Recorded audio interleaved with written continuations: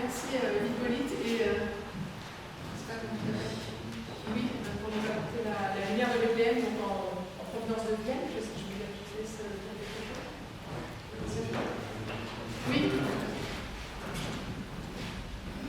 Je vais faire quelques explications et ensuite on va l'allumer et si ça vous va, on va lire la prière qui est proposée pour l'événement au niveau national.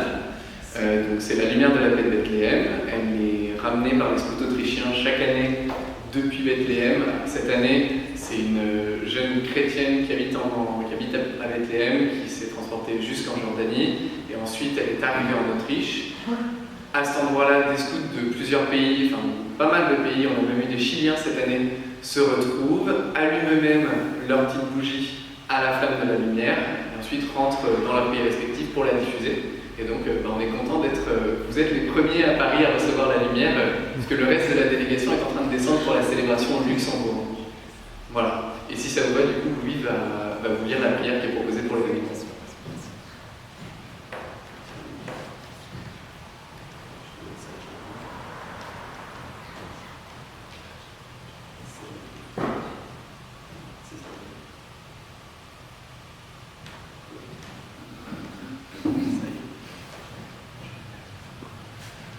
Seigneur, j'écoute, j'accueille ta parole. Écoute, ce silence que je fais dans mon cœur. Les bruits de mon esprit se calment. Mes sens sont à l'affût, la petite voix dans ma tête se tait. Et mon âme est en paix. Mon cœur est enfin prêt et je t'écoute. Merci pour ta présence. Je m'appelle à aller vers les autres. Et dans cette prière, je veux te remettre ceux qui ont tout ou n'ont rien. Celles qui ont faim ou soif. Les isolés, les enfermés, les malades, les vulnérables. Alors je te prie, car tu soutiens les personnes qui aident et celles qui ont besoin d'aide. Tu appelles tout le monde et tu donnes ta force aux plus faibles comme aux plus capables. Nous pouvons te servir, nous pouvons être artisans de paix. Donne-moi l'impatience d'accueillir, merci, car tu me donnes la force d'aller à leur rencontre. Et c'est là que je sens ta présence. Ce qu'on fait aux plus petits, c'est à toi qu'on le fait, Seigneur. Donne-moi aussi la patience d'écouter ton appel. Merci de me laisser le temps. J'ai tellement envie de bien faire que j'oublie parfois de m'arrêter, de respirer, d'accueillir les occasions que tu mets sur mon chemin. Permets-moi d'accueillir la paix, ta paix, non pas pour la garder pour moi, mais pour pouvoir l'offrir à celles et ceux que tu mets sur ton chemin. Amen. Merci beaucoup. On est désolé, on va devoir vous quitter rapidement parce qu'on a une transition à Saint-Lazare qui arrive incessamment sous peu. Je vous souhaite un bon culte. Merci beaucoup, Géraldine. Ah, ça fait plaisir.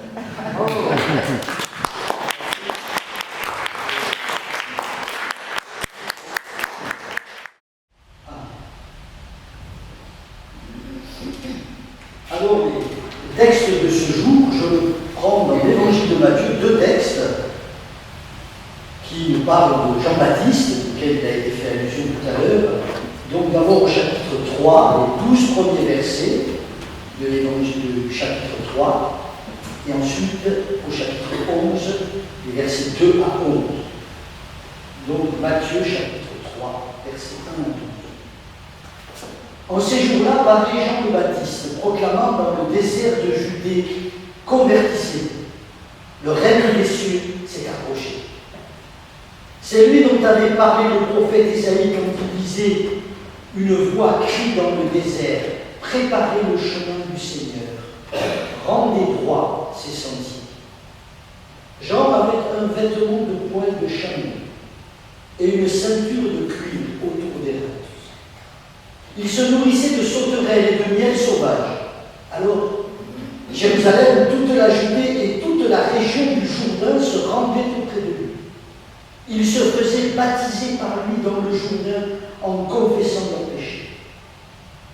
Comme il voyait beaucoup de pharisiens et de sadducéens venir à son baptême, il leur dit « Engeance de vipères, qui vous a montré le moyen d'échapper à la colère qui vient? Produisez donc du fruit qui témoigne de votre conversion. Et ne vous avisez pas de dire en vous-même, nous avons pour père Abraham, car je vous le dis, des pierres que voici, Dieu peut susciter des enfants à Abraham. Déjà, la hache est prête à attaquer la racine des arbres. Tout arbre donc qui ne produit pas de bons fruits va être coupé et jeté. Moi, je vous baptise dans l'eau en vue de la conversion.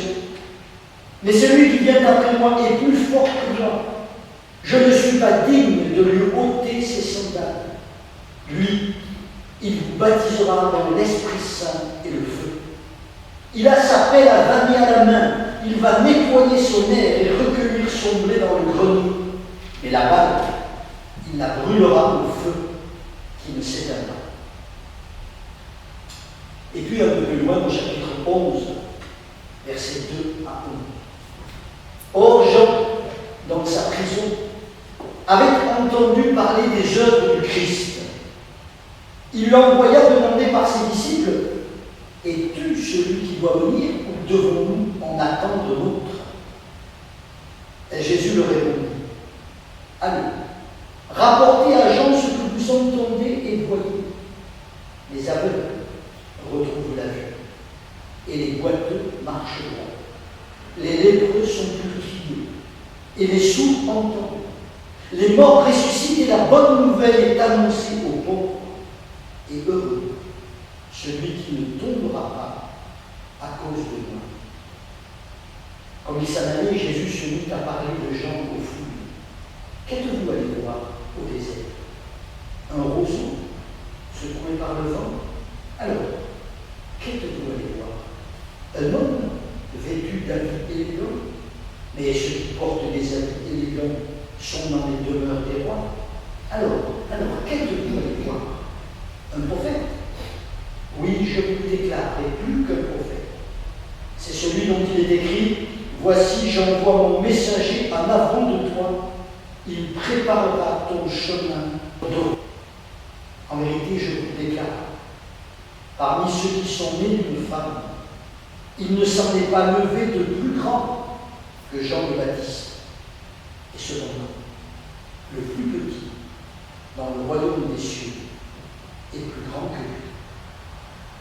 Seigneur, ta parole est vérité. Éclaire nos chemins.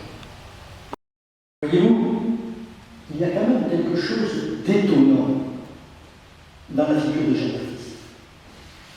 Quelque chose auquel on ne prête peut-être pas assez attention. Jean-Baptiste n'a cessé, sa vie durant, d'annoncer quelqu'un qui n'a pourtant pas suivi, même après l'avoir rencontré. Au fond, Jean-Baptiste ne s'est jamais mis à la suite de Jésus. Il l'a précédé. Il est venu au devant de lui, avant lui. Il a même été désigné dans l'Évangile comme le précurseur de Jésus, celui qui court au devant de lui, ce messager. Mais il s'est en quelque sorte arrêté, tenu au seuil de son annonce. Personnage mystérieux. Qui était-il donc vraiment? Et qu'avait-il vraiment compris de celui dont il annonçait la veille? On ne le saura jamais. L'impression que laissent transparaître les rares textes du Nouveau Testament qui nous le présentent est qu'il s'agissait d'un personnage excessif, radical, entier, porté par une condition. Il était l'homme d'une espérance, celle de la venue d'un libérateur, d'un Messie. Un Messie juge redoutable qui inaugurerait le temps nouveau du règne de Dieu, d'abord en réglant les comptes. Lui, Jean-Baptiste, n'était pas le Messie. Il le savait. Il se pensait simplement chargé d'annoncer sa venue et à cette tâche, il avait consacré toute son existence. Deux choses me semblent importantes, peut-être essentielles pour tenter d'appréhender le personnage et peut-être d'en retenir quelque chose pour nous aujourd'hui. Premièrement, il ne s'annonçait pas lui-même. n'entendait pas lui-même être le sujet de son propre discours. Il annonçait quelqu'un qui venait après lui, au-devant de lui. Quelqu'un de plus grand que lui, devant lequel il devait s'effacer. Et il désignait un autre que lui-même. En quelque sorte, la parole laissée à chacun, celle qui va faire son chemin au plus profond du cœur qui la reçoit. Le signe posé un jour qui peut marquer une vie durablement, mais qui désigne toujours autre chose. Plus exactement, toujours quelqu'un d'autre que celui qui l'apporte. Il n'était pas lui-même le message. Il faut d'ailleurs un moment qu'il se taise pour que Jésus se mette à parler. Jean-Baptiste va s'effacer, tel l'herbe que l'on arrache et qui sèche, il va disparaître. Son rôle est essentiel de par son caractère éphémère. Il fallait qu'il parle, mais il fallait aussi qu'il se taise, qu'il disparaisse, qu'il laisse la place. Il ne fait que passer. S'il s'était arrêté, s'il était devenu celui qui reste, celui qui s'installe, qui rassemble autour de lui les foules pour en devenir un maître, une tentation qu'il dut bien avoir, car l'Évangile nous apprend qu'il avait des disciples. S'il était resté le maître de disciples, fervent et obéissant, alors il serait devenu non pas le véhicule du message, mais le message lui-même. Et alors il aurait masqué celui qui était chargé d'annoncer. Secondement, tout aussi important, Jean-Baptiste ne dit pas la vérité, toute la vérité de cet envoyé de Dieu qu'il proclame.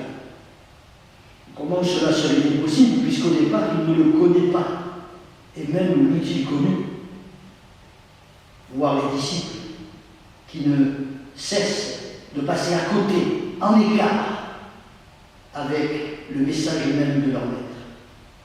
Il s'en fait une idée qui est peut-être même assez éloignée de ce que sera la réalité. Vous avez écouté le texte. Enfin, la réalité de ce qu'on pense en savoir. Le Jésus que Jean-Baptiste attend est un juge terrible qui va faire le tri en Israël, quelqu'un qui prendra sa pelle à vanner et qui brûlera au feu la paille.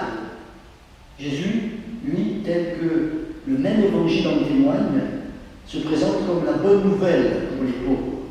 Maître doux et humble de cœur sur lequel chacun peut venir déposer son joug. Vous voyez, il a dû douter, Jean-Baptiste, la preuve, vous avez vu. Il envoie ses disciples demander: es-tu celui qui devait venir? Ça ne correspondait sans doute pas tout à fait à ce qu'il attendait. Car ce n'est finalement pas Jésus qui jugera son mais bien le contraire. Il y a donc un écart entre celui que Jean-Baptiste attend et ce qui va se passer. Cela ne coïncide pas totalement, cela décoïncide même. Jean-Baptiste proclame son Messie, celui qui l'attend, celui qui l'espère, celui qui le désire. Mais Jésus sera un Messie différent de l'attente du précurseur. Vous voyez, Jean-Baptiste n'est pas le message. Il se tient au-devant de celui qui vient, pas derrière. Et il ne sait pas toute la vérité. Alors, de ce constat, je me suis demandé si au fond l'histoire de Jean-Baptiste n'était finalement pas une parabole de la condition croyante. Si quelque part nous n'étions pas des Jean-Baptistes pour les autres. Et même, pour aller plus loin, si quelque part, dans une paroisse, le pasteur ou la pasteur n'était pas un Jean-Baptiste pour les autres. Le pasteur, comme chacune et chacun de nous, a sa part d'ombre et de mystère. Il est de passage et personne ne sait ce qu'il en est de son histoire singulière, intime. Il est là avec ce qu'il donne à connaître de lui, avec ses convictions, ses forces et ses faiblesses. Souvent aussi ses thèmes de prédilection que l'on devine assez vite. Une femme ou l'homme rencontré par une parole, convoqué par elle et qui tente de la proclamer. Mais parce que cette parole qui est le Christ, il la proclame à partir de lui-même, à partir de son expérience, il ne dit pas tout d'elle. Il n'en a qu'une vue partielle et partiale. Et surtout, il est invité, appelé à s'effacer derrière la parole. Ce n'est jamais lui dont il témoigne, jamais ses problèmes qu'il met en scène, ou qu'il devrait mettre en scène, depuis l'endroit où il est appelé à témoigner de cette parole. Jamais ses rancœurs qu'il doit transcrire sous couvert d'adresser une parole à ceux à qui il s'adresse. Et puis enfin, il n'est pas derrière le Christ. Il ne suit pas le Christ. Pour ceux qui l'écoutent, il précède le Christ. Il précède la parole. Il est devant le Christ, son messager. Et l'un des premiers avantages de cette position, mais non des moindres à mon avis, c'est que si l'on veut bien admettre que le pasteur se doit d'être devant le Christ et non derrière, oui, alors on cessera de vouloir qu'il soit derrière lui. C'est-à-dire dans une sorte d'imitation illusoire, dans une perfection impossible à atteindre. On cessera de le comparer à quelque image idéale qu'il ne pourra jamais atteindre. Et on le prendra pour ce qu'il ne peut qu'être. Pour ça, la seule chose qu'il doit être. Homme et faillible proclamateur de celui qui vient à la rencontre des femmes et des hommes de ce monde. Donc, en tout premier lieu, à sa rencontre. Si l'on admet une fois pour toutes que le pasteur doit précéder le Christ, être devant de lui comme son messager, alors on cessera de lui demander d'être là où aucun de nous ne peut être, à la suite du Christ, derrière lui, comme un imitateur. Oui, j'insiste sur ce point, le pasteur est comme Jean-Baptiste devant le Christ. Et la position n'est pas aussi étrange qu'il n'y paraît à première vue, il suffit que nous considérions notre propre expérience. Il y a toujours eu dans notre vie quelqu'un qui a précédé la venue du Christ. Christ n'est jamais venu en dehors d'une parole transmise dans notre histoire, par une éducation, un catéchisme, une rencontre, que sais-je encore. Christ est venu dans notre vie parce que pour nous, des gens l'ont précédé. Quelqu'un nous a transmis du Christ ce qu'il en savait, ce qu'il en vivait. C'était plus ou moins pertinent, plus ou moins proche de l'Évangile, mais ça a fait sens. Et c'est avec cela que nous avons fait route. Et puis le Christ lui-même est un jour venu dans nos vies, à notre rencontre. Et normalement, le précurseur s'est effacé. Du moins, faut-il le souhaiter. Car s'il ne s'est pas effacé, alors c'est qu'il masque encore le Christ. Et ce n'est pas le Christ qui nous a annoncé, mais lui-même. Et il y aurait ici beaucoup à dire sur le nombre de précurseurs qui, dans l'Église, ont masqué et masquent encore le Christ à ceux auxquels ils sont pourtant chargés de l'annoncer. Et combien de personnes qui, dans l'Église, et peut-être en sommes-nous en partie, ne sont que les fidèles suiveurs de tel ou tel personnage important qui les a tellement marqués qu'il leur a masqué le Christ, dont il était pourtant le messager. Donc, ce n'est que s'il s'écarte un jour, ce messager trop envahissant, s'il s'écarte ou si nous décidons de l'écarter nous-mêmes, de le remettre à sa juste place dans notre mémoire. Oui, ce n'est que s'il s'écarte que le Christ pourra se présenter à nous comme il voudra. Et alors, plutôt que de suivre le messager, nous nous trouverons en la présence de celui qui nous veut non pas pour suiveur servile, mais pour compagnon de route. Oui, vous l'avez compris, ce n'est pas seulement le pasteur, mais chaque croyant qui est à l'image de Jean-Baptiste. L'Évangile nous dit en ce dimanche de l'Avent cette chose surprenante. Suivre le Christ n'est pas ce à quoi vous êtes appelés. Si suivre le Christ veut dire tenter désespérément d'imiter ceux qui nous l'ont annoncé. L'Évangile nous dit espérez sa venue. Ne cessez de l'entendre. Et vous le découvrirez peut-être venir à votre rencontre. Et si nous ne connaissons pas tout de ce Christ dont nous annonçons la venue, si ce que nous en disons est partial, peu importe et tant mieux. il se révèle aux autres toujours différent de ce que nous en connaissons. Ce qui importe par contre, c'est que nous sachions précéder le Christ, sans le masquer. C'est cela témoigner.